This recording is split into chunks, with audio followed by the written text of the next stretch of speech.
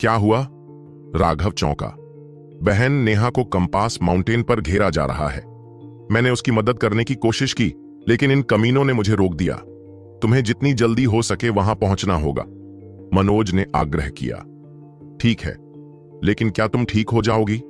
राघव देख सकता था कि मनोज घावों से ढका हुआ था। थोड़ा आराम करने के बाद मैं ठीक हो जाऊंगा। तुम आगे चलो, और जब भी संभव होगा मैं तुम्हारे पीछे आऊंगा। ठीक है, अब मैं चलता हूं। राघव ने जल्दी से अपना नक्शा निकाला और तथाकथित कंपास पर्वत को खोज निकाला। वह जितनी जल्दी हो सके उस दिशा में भागने लगा।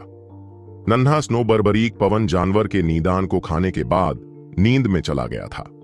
अभी भी उसे जागना बाकी था। राघव यात्रा करने के लिए केवल खुद पर भरोसा कर सकता था। कंपास माउंटेन को इसलिए यह नाम दिया गया क्योंकि इसका आकार कंपास जैसा था और इसका व्यास 30 मील था। यह कोई प्रसिद्ध जगह नहीं थी। ऐसा इसलिए था क्योंकि इसका भूभाग इतना खास था कि इसे पहचानना आसान था। इसे मानचित्र में लोगों के लिए सुविधाजनक मार्कर के रूप में जोड़ा गया था ताकि वे पहचान सकें कि वे कहां हैं। इस समय कंपास पर्वत के चारों ओर अनगिनत विशेषज्ञ एकत्रित थे, बस देख रहे थे। कंपास पर्वत की चोटी पर एक अत्यंत हताश युद्ध लड़ा जा रहा था। 3 लोग जोरदार लड़ाई कर रहे थे। तलवार ऊर्जा क्रॉस हो गई। हवा के ब्लेड पागलों की तरह सीटी बजा रहे थे और पूरा पहाड़ हिल रहा था। 3 लड़ाकों में से एक नेहा थी। वह 2 विरोधियों का सामना कर रही थी। एक उसका पुराना दुश्मन था, शिवा, जिससे वह पहले भी लड़ चुकी थी।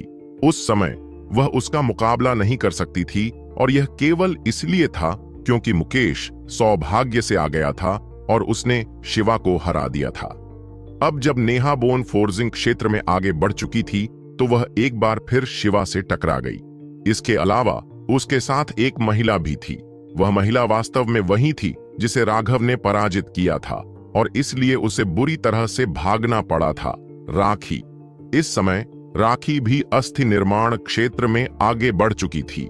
सिर्फ उसके लिए ही नेहा को अपनी पूरी ताकत से प्रतिरोध करना पड़ता, लेकिन उन दोनों के हाथ मिलाने से नेहा खतरे से घिर गई।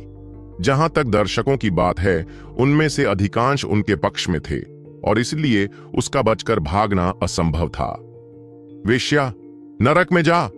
राखी अचानक ठंडी आवाज में चिल्लाई और उसके हाथ में मौजूद चांदी की तलवार से एक तेज रोशनी निकली।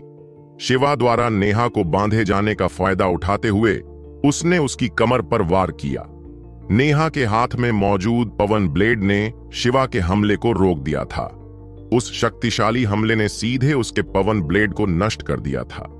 अब जब राखी की तलवार उस पर वार कर रही थी तो उसने जल्दी से अपना हाथ बढ़ाया और खुद को बचाने के लिए एक विशाल वायु कवच बना लिया। उसकी विंडशील्ड फट गई और वह पीछे की ओर उड़ गई।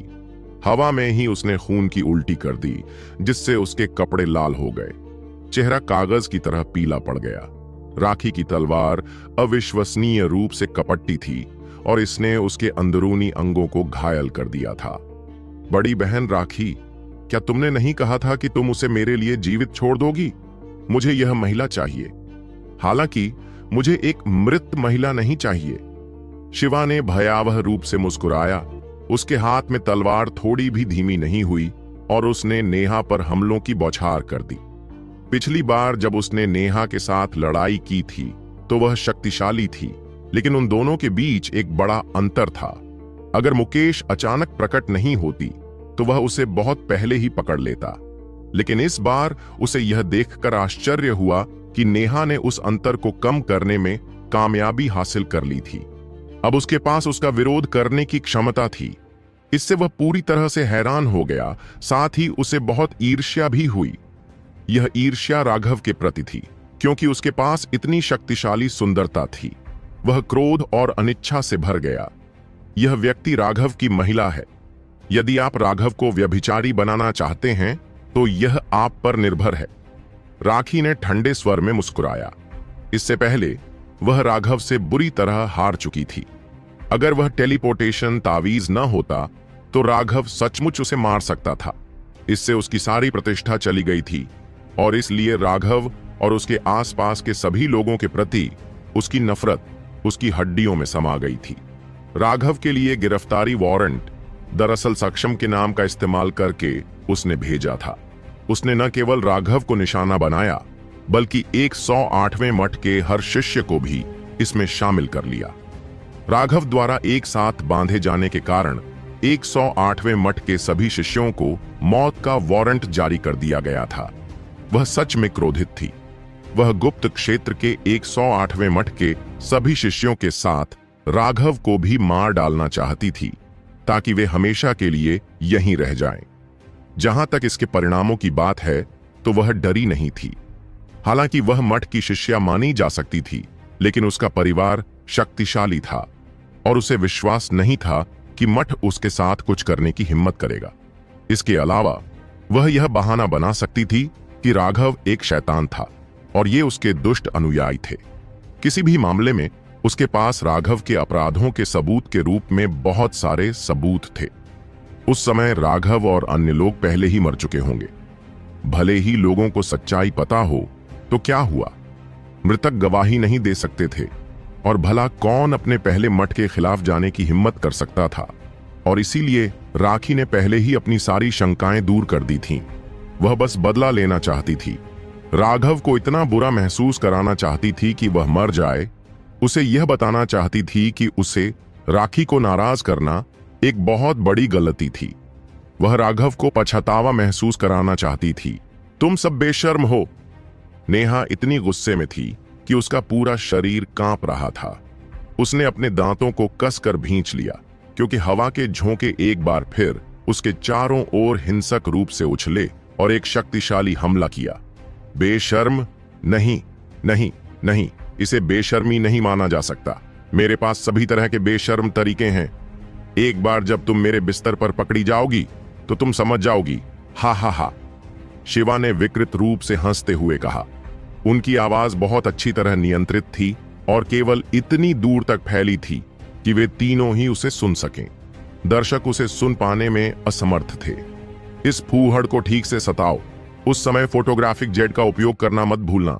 वह राघव के लिए मेरा उपहार होगा। हा हा हा। राखी भी पागलों की तरह हंसा। अच्छा तो चलो उसे जिंदा पकड़ लेते हैं। उसे लापरवाही से मत मारो क्योंकि मैं लाश के साथ नहीं खेल सकता।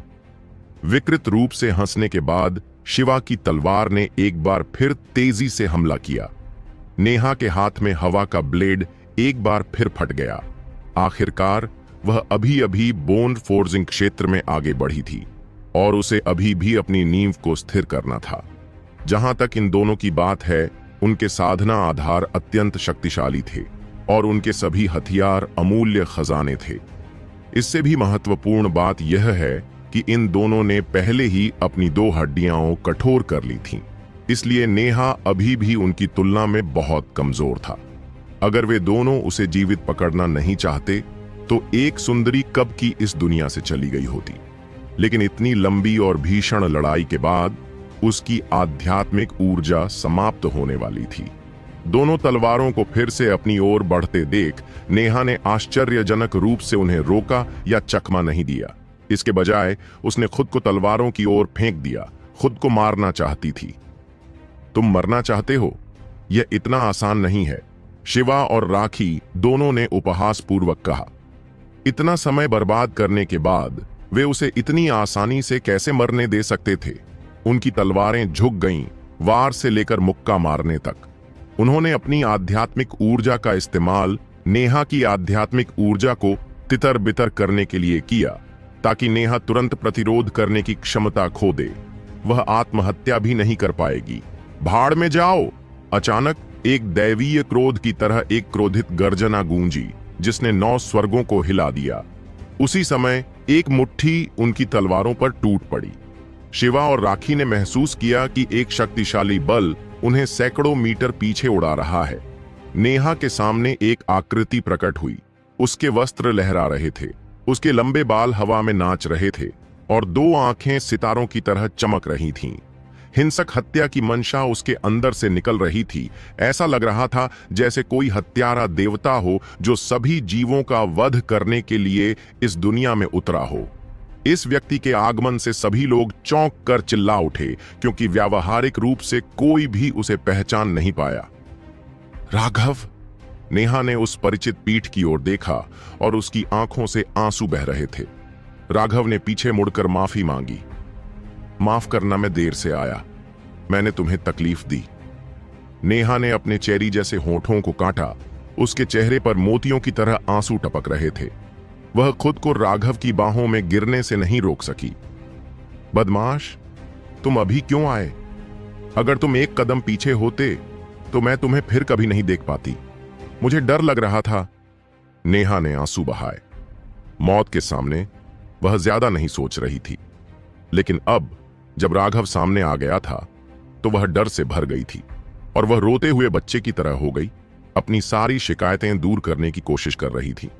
कोई बात नहीं, सब ठीक है, बस मुझे थोड़ा समय दो और मैं उन्हें काट दूंगा। राघव ने धीरे से नेहा की पीठ थपथपाई। मैं तुम्हारे साथ लड़ूंगी, वे बहुत शक्तिशाली हैं। नेहा ने अपने आंसू पोंछे। हाथ बढ़ाते ही एक बार फिर एक पवन ब्लेड प्रकट हुआ। वह ही थी जो सबसे ज्यादा जानती थी कि वे कितने शक्तिशाली थे।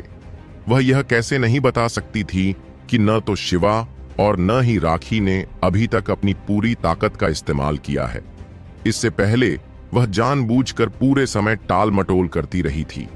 जब तक यह बिल्कुल अंत तक नहीं पहुंच गया, उसने हार नहीं मानी। वह हमेशा किसी चमत्कार के होने का इंतजार करती रही थी और अब आखिरकार एक चमत्कार हुआ था। हालांकि राघव की साधना का आधार केवल मध्य टेंडन परिवर्तन क्षेत्र में था। चाहे वह कितना भी शक्तिशाली क्यों न हो, वह उन दोनों से एक साथ नहीं लड़ सकता था। बस दो बेकार के टुकड़े। अगर मैं उन्हें इस हद तक नहीं पीटता कि उनकी माएं भी उन्हें पहचान न पाएं, तो मैं राघव नहीं रहूंगा। राघव ने नाक भौं सिकोड़ी। वह पीछे मुड़ा और हैरान शिवा और राखी को देखने लगा। अपने हाथों को अपनी पीठ के पीछे बांधे हुए वह उन दोनों को देखते हुए उनकी आंखों से हत्या की भावना को प्रकट कर रहा था। इस समय वह पहले से ही कुछ भी कहने के लिए बहुत आलसी था। वह बस धीरे धीरे उनके पास चला गया। उस आकृति को देखकर नेहा गर्मजोशी से भर गई। वह आकृति उसके लिए युद्ध के देवता की तरह थी, जिससे उसे पूरी तरह से सहजता का एहसास हुआ। राघव, तुम्हारा आगमन बहुत बढ़िया है। तुम बहुत ही शैतानी जानवर हो। आज मैं स्वर्गीय दांस की जगह तुम्हें मार डालूंगा। शिवा राघव के आगमन पर चकित था, साथ ही उसकी ताकत से भी हैरान था। वह वास्तव में एक ही मुक्का मारकर उन दोनों को पीछे धकेलने में सक्षम था। इसके अलावा उसका वर्तमान रूप सभी जीवन के शासक जैसा लग रहा था, जिससे वह बेहद नाखुश था। राघव, तुम दुष्ट गद्दार हो। आज मैं तुम्हें टुकड़े टुकड़े कर दूंगी और तुम्हारी हड्डियों को पीस कर राख कर दूंगी। मैं तुम्हें इस दुनिया में पैदा होने का पछतावा करवा दूंगी। राखी ने अपने दांत पीस लिए। राघव से मिली हार अब उसके दिल में घर कर गई थी। जब भी वह अपनी आंखें बंद करती तो उसे सिर्फ राघव की आंखें ही दिखाई देती, जो हत्या के इरादे से भरी होती। जब वह अस्थि निर्माण क्षेत्र में आगे बढ़ी तो उस पर उस हृदय शैतान ने आक्रमण कर दिया और वह लगभग आगे बढ़ने में विफल हो गई। वह अपनी सफलता में बेहद भाग्यशाली रही, लेकिन अगर वह राघव को मारने में असमर्थ रही तो उसका दिल शैतान लगातार बढ़ता रहेगा। अगर यह स्थिति बनी रही तो वह कभी भी मेरिडियन ओपनिंग क्षेत्र में आगे नहीं बढ़ पाएगी। इसलिए अब राघव को देखकर उसकी नफरत और बढ़ गई और वह उसका मांस भी काट डालना चाहती थी। उसकी तलवार उसकी भावनाओं के कारण कांप रही थी। राखी चिल्लाया, हिलना मत, वह मेरा है। उसकी आभा पूरी तरह से फट गई और उसके दाहिने हाथ की हड्डियों से एक शक्तिशाली दबाव के रूप में चटकने की आवाज निकली। बोन फोर्जिंग में आगे बढ़ने के बाद राखी ने जो पहला काम किया वह था अपने दाहिने हाथ की 2 हड्डियों को कठोर बनाना। इससे उसकी ताकत एक भयानक स्तर तक पहुंच गई। साथ ही इसने आध्यात्मिक ऊर्जा की मात्रा भी बढ़ा दी, जिसे वह संग्रहित कर सकती थी। इस तरह की शक्ति व्यावहारिक रूप से अवरुद्ध नहीं थी।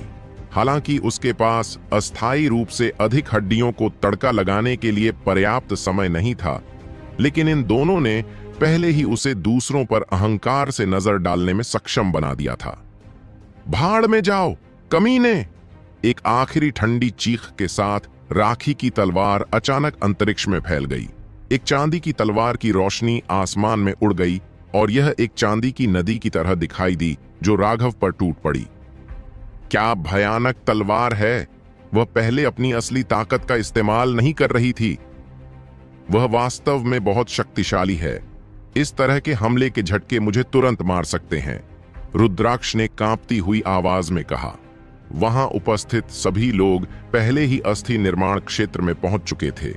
आगे बढ़ने के बाद वे सभी आत्मविश्वास से भरे हुए थे, लेकिन अब इस हमले को देखकर उनका वह नया आत्मविश्वास चकनाचूर हो गया। उन्हें अंततः एक निश्चित तथ्य का एहसास हो गया था। वे आगे बढ़ चुके थे, लेकिन अन्य लोग भी आगे बढ़ चुके थे। तोप का चारा हमेशा तोप का चारा ही रहेगा। राघव सिर्फ एक हमले में नहीं हारेगा, है ना? यह बहुत उबाऊ होगा। अचानक राघव के हाथ में खून के रंग की तलवार दिखाई दी। एक बड़ी तलवार की छवि राखी की तलवार की छवि पर जोर से टूट पड़ी। वह तलवार प्रतिमा तुरंत ढह गई और एक भयानक कृपाण क्यों राखी पर टूट पड़ी। सबकी स्तब्ध आंखों के सामने राखी को दूर धकेल दिया गया और उसने मुंह भर खून उगल दिया। उन्मत्त शक्ति ने उसके सिर का पट्टा उड़ा दिया था, जिससे उसके लंबे बाल अस्त व्यस्त हो गए थे और उसकी आंखें पूर्णतः सदमे से भर गई थीं। पूरी भीड़ में सन्नाटा पसरा हुआ था। सबकी निगाहें शांत भावशून्य राघव पर टिकी थीं। इस समय राघव अभी भी झूलने के बाद अपनी मुद्रा बनाए हुए था। वह वार किसी देवता द्वारा अचानक किया गया वार जैसा लग रहा था। अगर तुमने वह नहीं किया होता जो तुमने किया है, तो तुम इतनी जल्दी नहीं मरते। लेकिन लगता है तुम यह बात नहीं समझते। चूंकि तुम मरना इतना चाहते हो, इसलिए मैं तुम्हारी मदद करूंगा। अचानक राघव के पीछे 300 मीटर का दिव्य छल्ला प्रकट हुआ और एक भयानक दबाव निकला। राघव के पीछे 300 मीटर का एक दिव्य छल्ला प्रकट हुआ, जिससे भयानक दबाव निकल रहा था। यह कैसी तकनीक है? कितना शक्तिशाली दबाव है! क्या हो रहा है? क्या केवल अस्थि निर्माण विशेषज्ञ ही अपनी आध्यात्मिक ऊर्जा को संपीड़ित करने में सक्षम नहीं है, जो इस तरह के दबाव को छोड़ने का बिंदु है? राघव केवल मध्य टेंडन परिवर्तन क्षेत्र में है। उसके इर्द गिर्द कोई दांव आकर्षण नहीं है, इसलिए वह एक कृपा पात्र भी नहीं है।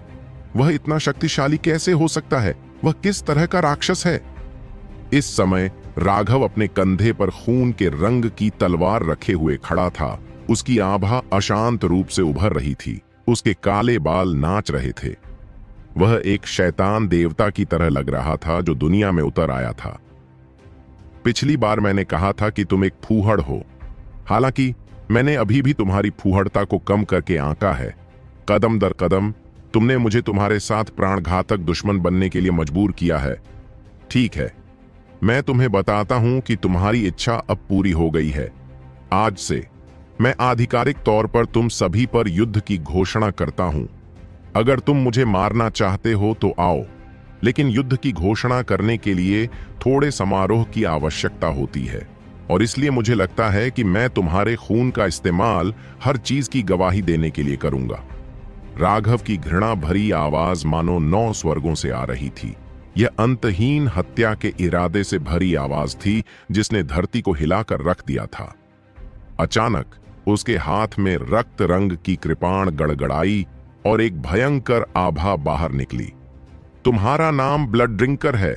आज से तुम मेरे साथ कंधे से कंधा मिलाकर लड़ोगे। मैं तुम्हें इस दुनिया के बुरे लोगों का जितना खून पीना है पीने दूंगा।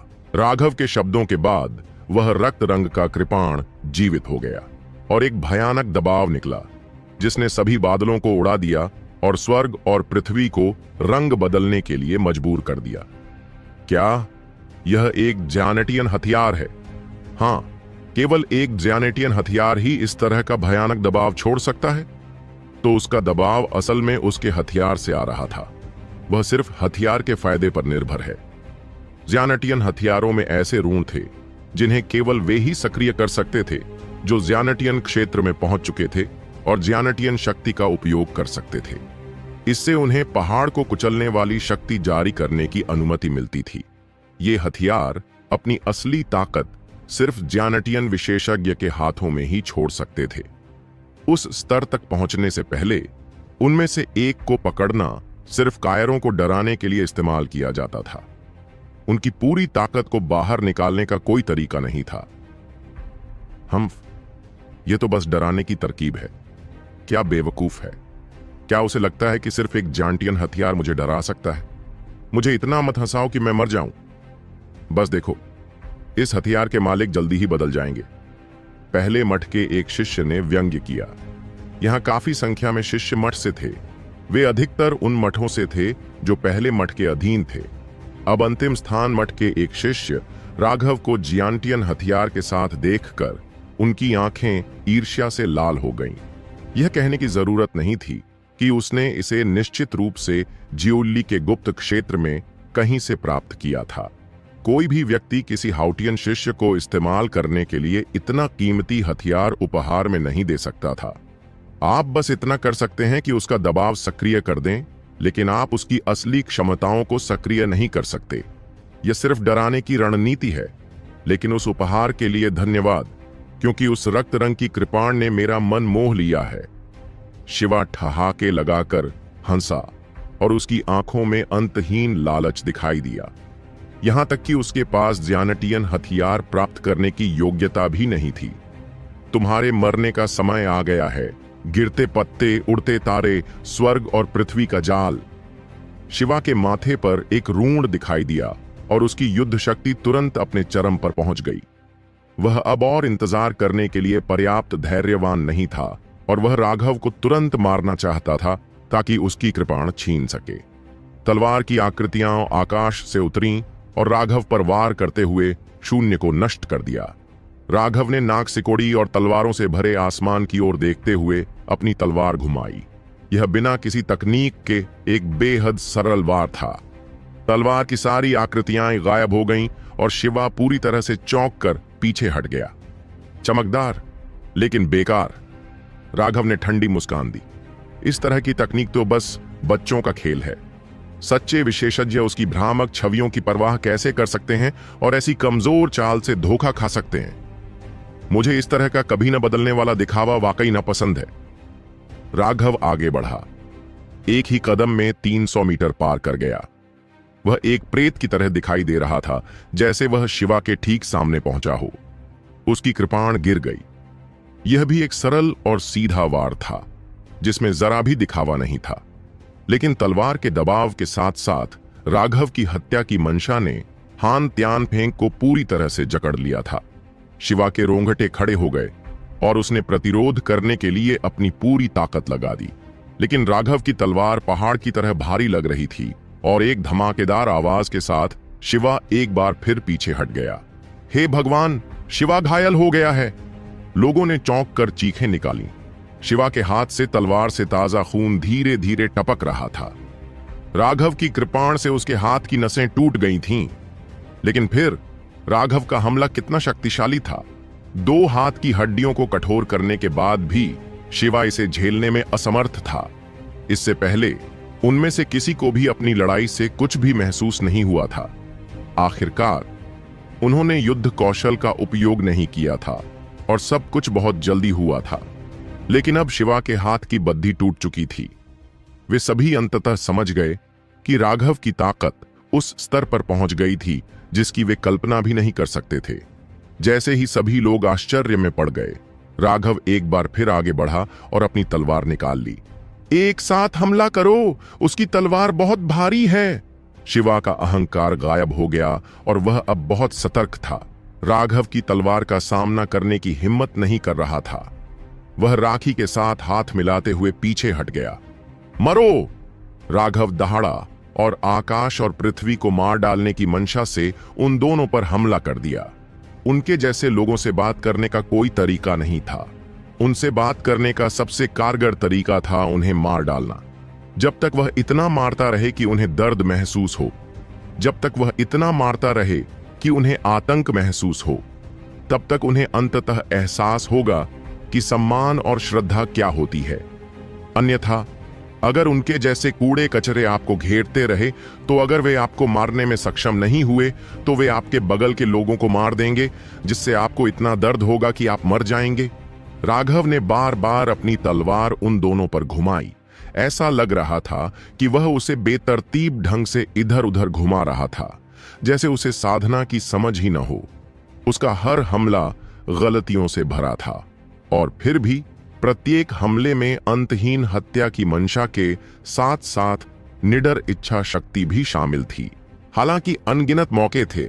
अगर कोई व्यक्ति उन मौकों का फायदा उठाना चाहता था तो उसे भी उसकी तलवार से काटकर मार दिया जाता था। उसकी तलवारें लगातार उन दोनों की तलवारों से टकरा रही थीं, जिससे जोरदार धमाके हो रहे थे। सबको हैरानी इस बात से हुई कि हाथ मिलाने के बावजूद शिवा और राखी को राघव द्वारा बार बार पीछे हटने के लिए मजबूर होना पड़ा। हवा में धूल भरने लगी। क्या राघव कुछ ज्यादा ही ताकतवर नहीं है? हर कोई दंग रह गया। आखिर शिवा कौन था? वह धर्म मार्ग के नंबर 1 विशेषज्ञ का भाई था और उसकी प्रतिभा उसके भाई से थोड़ी ही कम थी। वह भी एक शीर्ष विशेषज्ञ के स्तर पर था। जहां तक राखी की बात है, वह शिवा से बिल्कुल भी कमतर नहीं थी। एक प्राचीन परिवार से होने के कारण उसके पास एक ऐसा रक्त वंश था जो उसी क्षेत्र के किसी भी व्यक्ति को दबा सकता था। ज्यादातर लोगों में उसके साथ हाथापाई करने की हिम्मत भी नहीं थी, लेकिन वे दोनों राघव के खिलाफ जवाबी कार्रवाई करने में भी असमर्थ थे। Tempered bone energy. यह देखकर कि उन्हें बार बार राघव के हमले के सामने बुरी तरह पीछे हटने के लिए मजबूर होना पड़ रहा था, राखी और शिवा दोनों ने अपने दांत पीस लिए। उनकी दाहिनी भुजाओं से एक रोशनी निकली और एक शक्तिशाली आभा हिंसक रूप से बाहर निकली।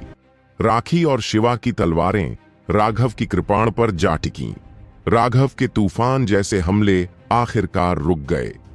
राघव, क्या तुमने सच में सोचा था कि हड्डी बनाने का क्षेत्र इतना कमजोर है? तुम बहुत भोले हो। शिवा ने अपने दांत भींच लिए, क्योंकि उसकी तलवार ने राघव की कृपाण को कसकर जकड़ लिया था। हालांकि उसने कहा कि राघव भोला है, लेकिन वह वास्तव में पूरी तरह से हैरान था। राघव की लड़ाकू शक्ति उसकी उम्मीदों से कहीं ज्यादा थी। उसके पास अपनी संयमित हड्डियों के भीतर की ऊर्जा का उपयोग करने के अलावा कोई विकल्प नहीं था। आमतौर पर उस संयमित अस्थि ऊर्जा का उपयोग केवल वे लोग ही कर सकते थे जो 4 संयमित अस्थि निर्माण क्षेत्र में पहुंच चुके थे। ऐसा इसलिए था क्योंकि केवल वे ही अपनी हड्डियों को ऊर्जा संग्रहित करने की क्षमता प्राप्त करने की अनुमति दे सकते थे, जिन्होंने 4 या उससे अधिक हड्डियों को संयमित किया था। आमतौर पर वे धीरे धीरे अपनी कठोर हड्डियों के भीतर आध्यात्मिक ऊर्जा की एक बड़ी मात्रा जमा कर लेते थे। निरंतर पोषण और संपीड़न के माध्यम से एक बार जब वह ऊर्जा जारी हो जाती थी तो वे अविश्वसनीय शक्ति के साथ विस्फोट करने में सक्षम होते थे। हम्फ, शिवा और राखी ने आखिरकार अपनी संयमित हड्डी की ऊर्जा का उपयोग किया है। हे, राघव की मृत्यु आ गई है। पहले मठ के शिष्यों में से एक ने आत्मविश्वास से शेखी बघारी। हालांकि जब दूसरे लोगों ने यह सुना तो उनके मुंह खुले रह गए। वे अब आसानी से अपनी स्थिति बताने की हिम्मत नहीं कर पाए। अनुभवहीन, राघव ने मजाक करते हुए कहा, जब मैं ब्लड कंडेंसेशन में था तब मेरे पास पहले से ही 8 स्वभाव वाले बोन फोर्जिंग क्षेत्र से लड़ने की शक्ति थी।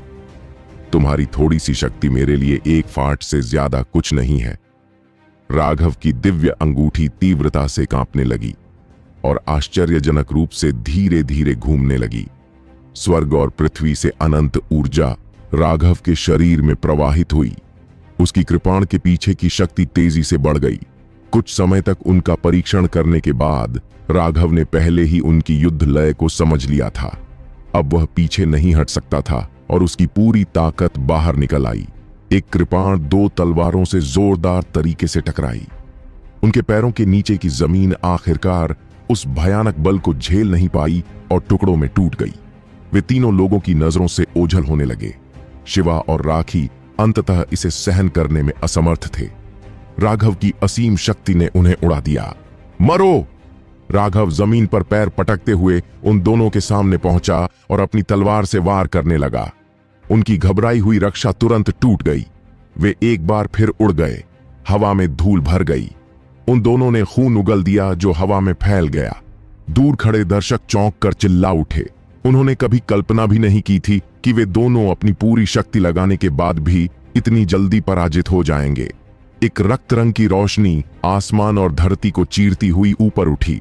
जो एक खूनी नदी की तरह लग रही थी, जो उन दोनों पर निर्दयता से गिर रही थी। हालांकि उन्होंने बचने की पूरी कोशिश की, लेकिन उनके पास वह क्षमता नहीं थी। राखी का हाथ उस भयानक कृपाण ऊर्जा द्वारा काट दिया गया, जो तुरंत खूनी धुंध में बदल गया। वह करुण चीख के साथ चिल्लाई। उस प्रहार ने न सिर्फ उसके हाथ को नष्ट कर दिया था, बल्कि उसके अंदरूनी अंगों को भी बुरी तरह हिला दिया था। जहां तक शिवा की बात है, तो उसके पास भी चकमा देने की क्षमता नहीं थी। सेबर क्यू ने उसके पैर को कुचल दिया, जिससे वह चीखने लगा। हमला करने के बाद भी राघव रुका नहीं।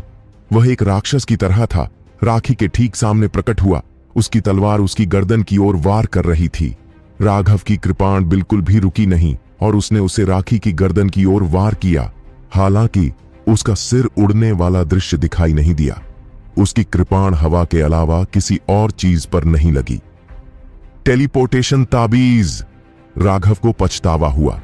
वह वास्तव में इस बात को भूल गया था, जिससे वह महिला फिर से भाग गई। लेकिन चूंकि राखी ने एक बार फिर भागने के लिए टेलीपोर्टेशन ताबीज का इस्तेमाल किया था, इसीलिए राघव ने इसके बारे में रोने में कोई समय बर्बाद नहीं किया। वह सीधे शिवा पर हमला करने के लिए चला गया। राघव, बस रुको। मैं तुम्हारे शरीर को चीर दूंगा और तुम्हारी सभी औरतों को मौत के घाट उतार दूंगा। हाँ हाँ, बस रुको। शिवा ने भी एक टेलीपोर्टेशन ताबीज निकाला। उसकी आंखें विद्वेष से भरी हुई थीं। तुम मार नहीं पाओगे।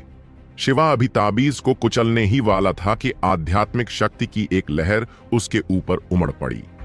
उसे अचानक पता चला कि वह ताबीज को कुचलने में असमर्थ है। एक पल बाद राघव की कृपाण ने पहले ही उसका हाथ काट दिया था। इससे पहले कि वह चिल्ला पाता, उसकी तलवार उसके गले पर दबा दी गई। उस बर्फीले ब्लेड ने ऐसा कर दिया कि शिवा एक भी शब्द बोलने की हिम्मत नहीं जुटा पाया, क्योंकि वह आतंक से भर गया था। पूरी भीड़ चुप थी। राघव, मुझे विश्वास नहीं होता कि तुम मुझे मारने की हिम्मत करोगे। अपने गले पर ब्लेड रखे जाने के बावजूद शिवा अभी भी घमंडी और घमंडी दिख रहा था।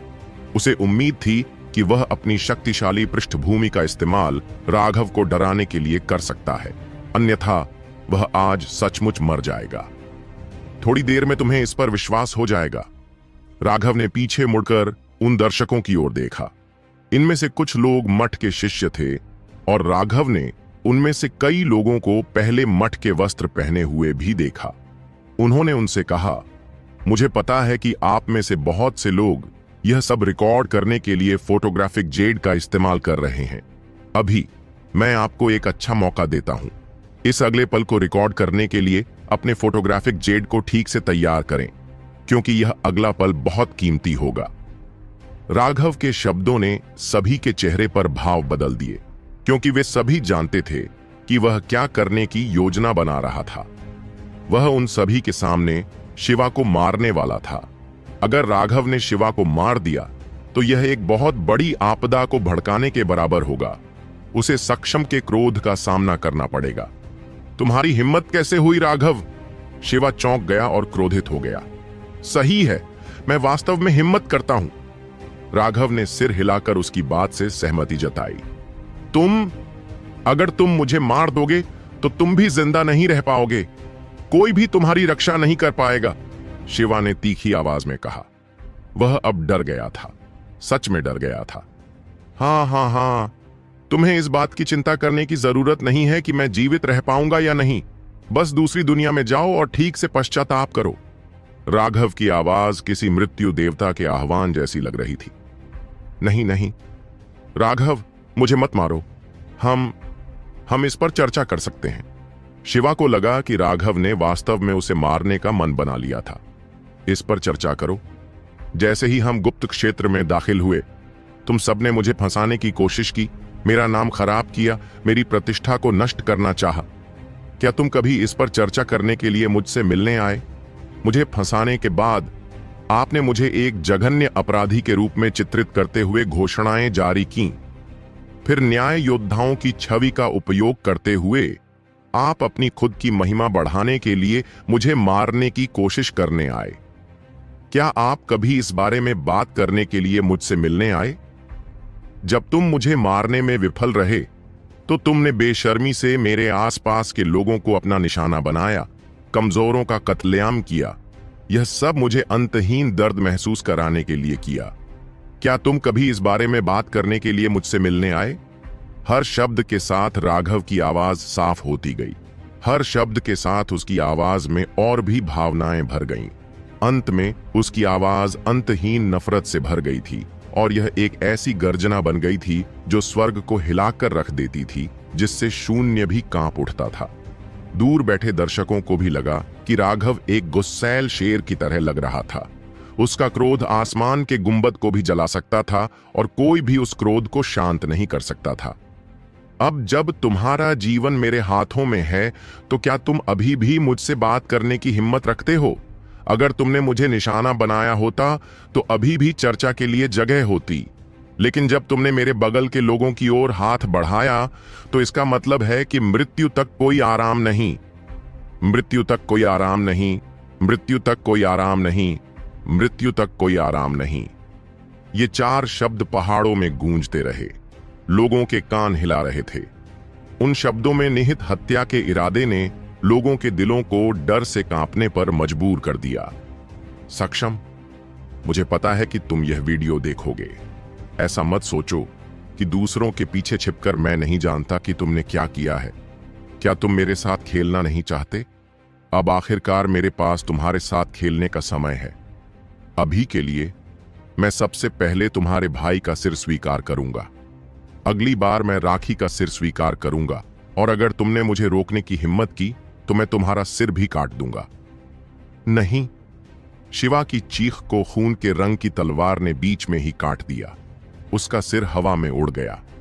एक पल के लिए पूरी दुनिया खामोश हो गई। समय धीमा होता हुआ प्रतीत हुआ, क्योंकि सभी ने स्पष्ट रूप से शिवा का सिर हवा में लहराते हुए देखा। उसके चेहरे पर अभी भी भय, चिंता और जीवन की अंतहीन प्यास थी। दुर्भाग्य से यह उसकी किस्मत नहीं बदल सका।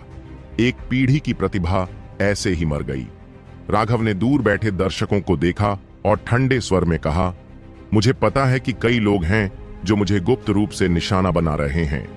हालांकि आप सभी बहुत भाग्यशाली हैं कि आपने मुझ पर या मेरे आसपास के किसी भी व्यक्ति पर सीधे हमला नहीं किया है।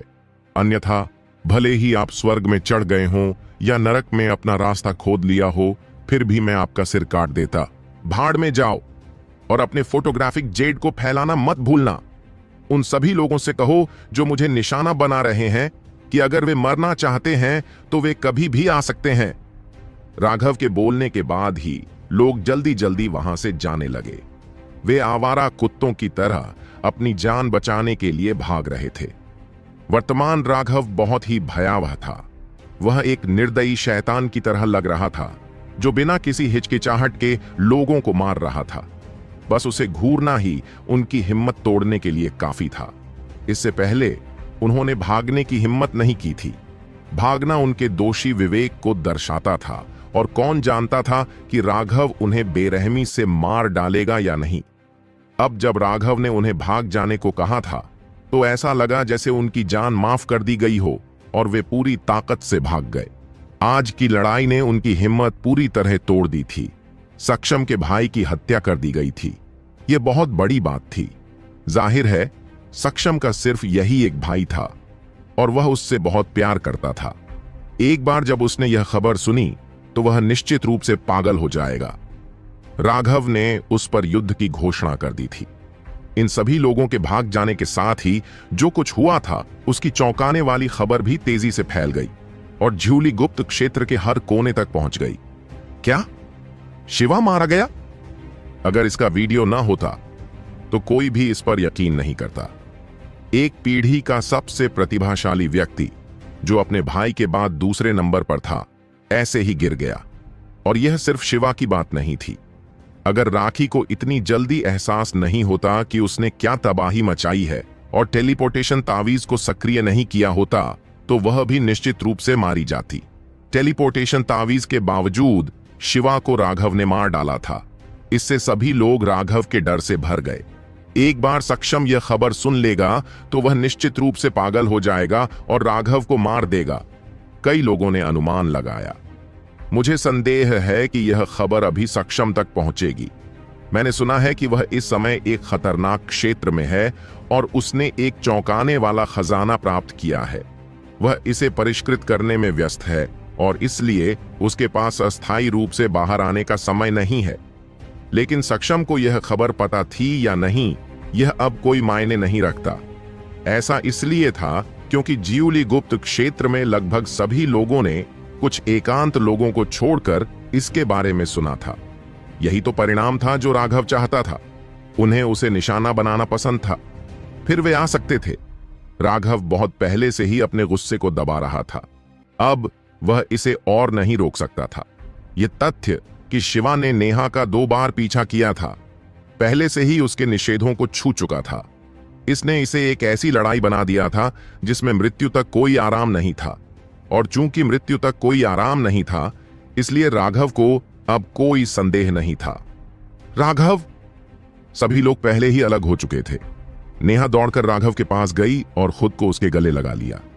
उसके चेहरे पर थके हुए भाव और आंसू के निशान देखकर राघव को बहुत दर्द हुआ।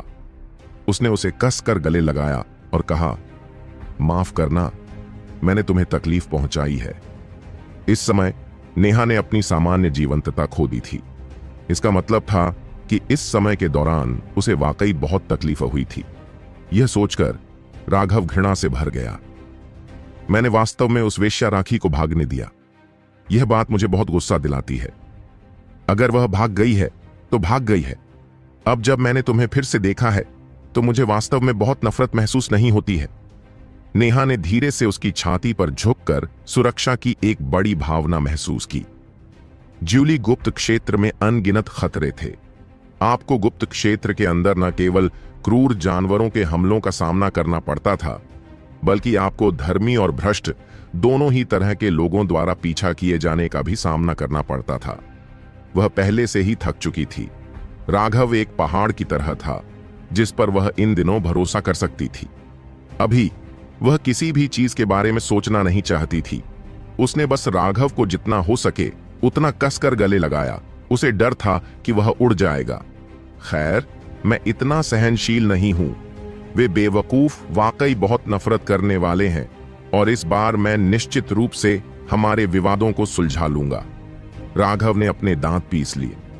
राघव, तुमने सक्षम के भाई को मार डाला, जिससे बहुत बड़ी आपदा आई।